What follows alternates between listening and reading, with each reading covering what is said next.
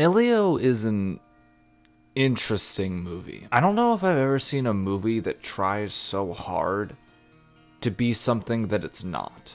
Elio really wants to remind you of the golden age of Pixar. It tries to combine the clever scripting and thematic layering of Ratatouille with the poignant power of Up and craft a relatable world similar to Toy Story. But much like me trying to trace over Van Gogh, you can't just copy what's come before. Pixar is very much a ship of Theseus. Aside from several important members in the writer's room and the producer's room, there's almost nobody left from that golden age. And if they are still here, they very clearly lost the desire they once had. Pixar as a studio was founded on 5 film ideas: Toy Story, Monsters Incorporated, A Bug's Life, Finding Nemo, and WALL-E. These are the ideas that Pixar was founded on. And I'm not trying to say Pixar can't make a good movie after these 5, but something clearly shifted after they got done with them. Enough of the team was left over that we still got hits like Up, Ratatouille, and Incredibles. But we also began to get sequels, and a feeling that the Pixar well was drying up. Some films like Soul or Inside Out 2 can bring us back, but it's undeniable that the core belief that Pixar was founded on is not really here anymore. So what happens when you take a studio that's completely lost its way and tell them to make one of their classic movies, but again? The best you're gonna get is me tracing over Van Gogh's art. And that's exactly what Elio is. Now, I don't want to lead with you thinking that I hated this movie, because it's certainly not the worst movie I've seen all year long. Hell, it's not even the worst Pixar movie I can think of in recent memory. But while a film like Lightyear feels like a massive studio miscalculation, Elio just feels like an earnest but failed attempt at recapturing what made something special. And that earnestness bleeds through. From the good voice acting to the surprisingly intricately designed aliens that make me forget about how ugly the human characters are. There's a lot to like here, but unfortunately, it's all dragged down by Pixar's attempt to recapture what they had before. Rather than trying to tell a new original story, they just feel okay with bringing back tropes they've already done to death. And a great example of this is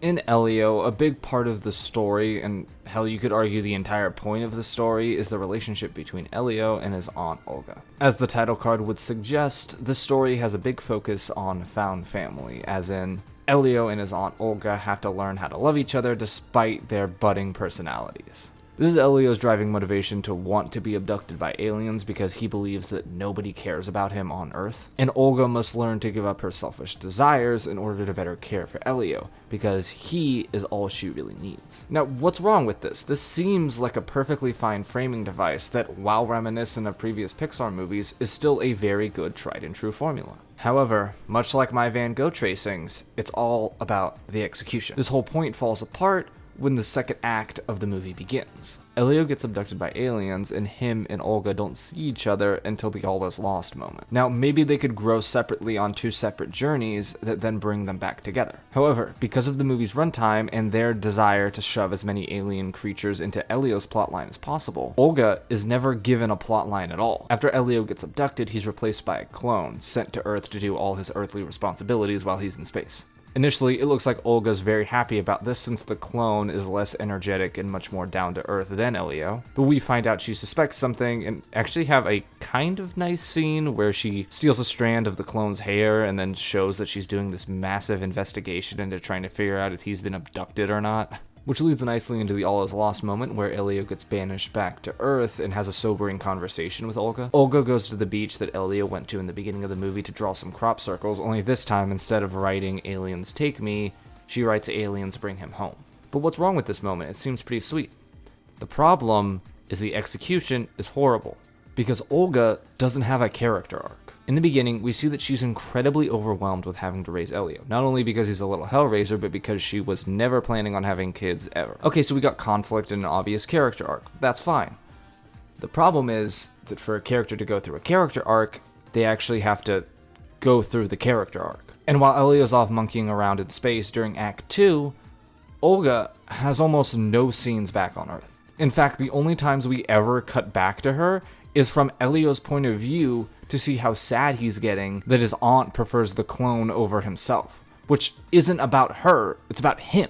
These scenes don't do anything for Olga because she's not the subject of them. The point of these scenes is to reinforce Elio's internal conflict. Rather than having a whole character arc of Olga realizing that this Elio is fake and that she prefers the other version because it was actually real, she comes to this realization off screen and decides that she wants to help off screen.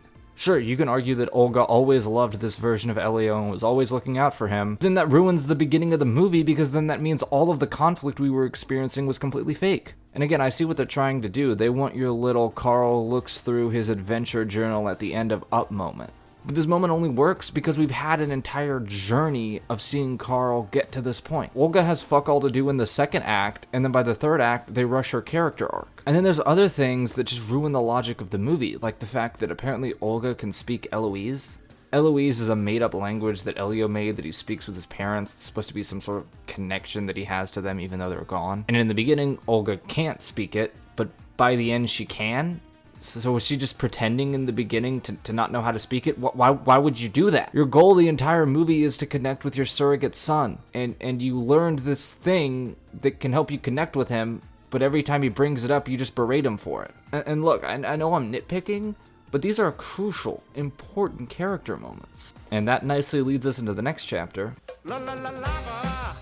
Logic is very important for emotional moments to land. And it doesn't have to be like common sense things like gravity makes things fall or the sun is hot, but inborn universe rules that the movie has portrayed to us. For instance, the Alien Council's ability to apparently teleport anyone to any planet. During the all is lost moment when all the aliens learn that Elio isn't actually the leader of Earth and he's just a boy, they all teleport him back to Earth in an instant. Which begs the question, why do they need ships? Why do they need to move anywhere?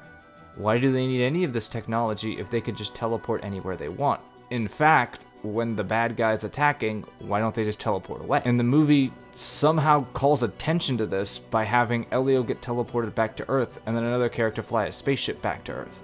Yes, I know, nitpicking. I'm being very pedantic.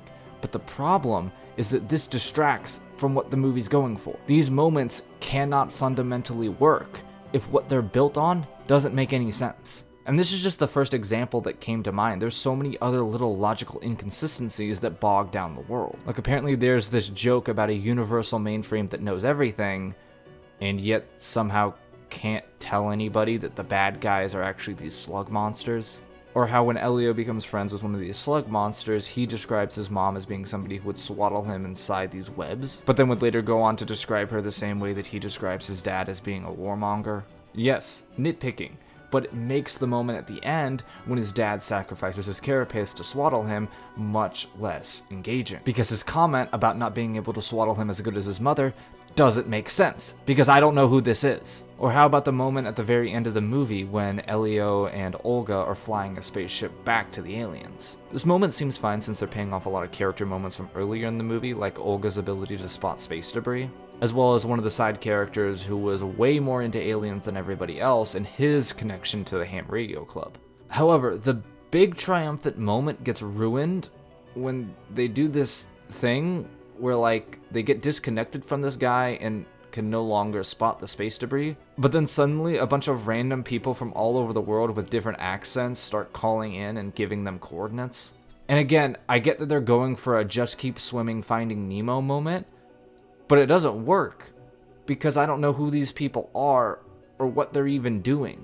Do all of them have ham radios? So that we established that was such a rare thing. Are all of them like air traffic controllers that just randomly decided to help this random person they're hearing on the radio? Again, go back to Finding Nemo. That moment works because all of the fish want to survive. Sure, they're both just random characters, but one of them actually has a reason to help. And you can argue the point of this moment is to tie into the thematic idea that nobody on Earth cares about Elio. But it's incredibly forced because then later we have the scene where he goes back with Olga because of course this is where the story's going. Oh yeah, and I guess that leads us to the last chapter.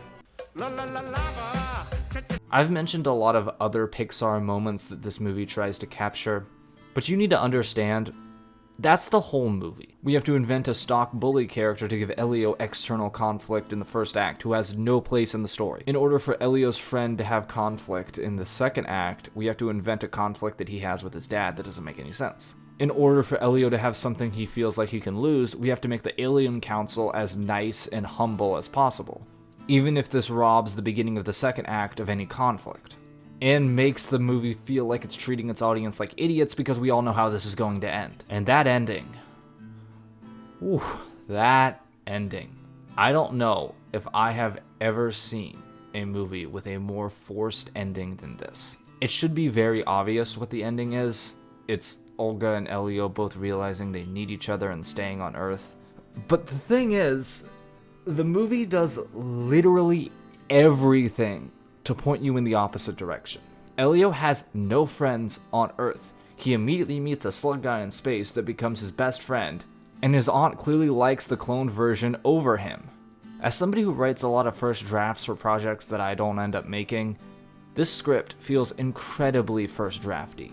Writing yourself into a corner with Olga is incredibly understandable. You wrote a character who logically would love the clone more than Elio, but the problem is that doesn't facilitate the ending you already wrote into the story. So then you gotta go back and you gotta shift the story in unnatural ways to make it seem like Olga always cared about this version of Elio, which wasn't in the beginning, and maybe you could have written to that, but that's not what's in the movie. The script honestly feels like it was helmed by David Benioff, you know, the guy who did X-Men Origins Wolverine in the last season of Game of Thrones. Danny kind of forgot about the Iron Fleet. Where like you start with an ending in mind and then you go back and twist the story in unnatural ways in order to get to that ending.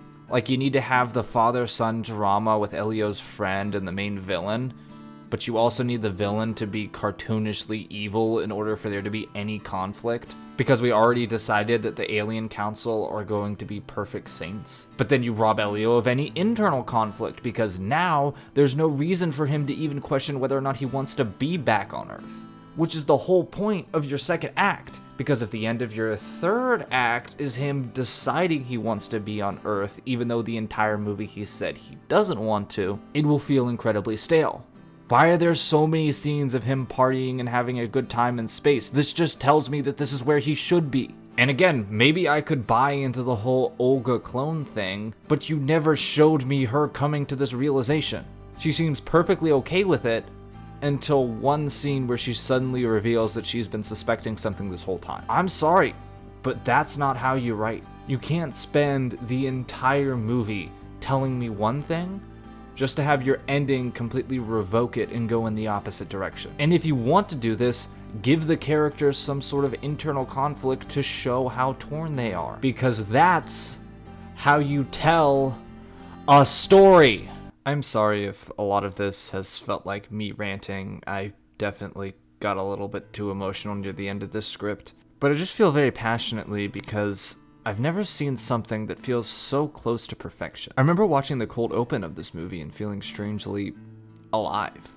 I think the nonverbal exposition, as well as the way that it's shot to be as cinematic as possible, it makes it feel like an actual animated movie and not like a kid's show that some other Pixar movies can feel like.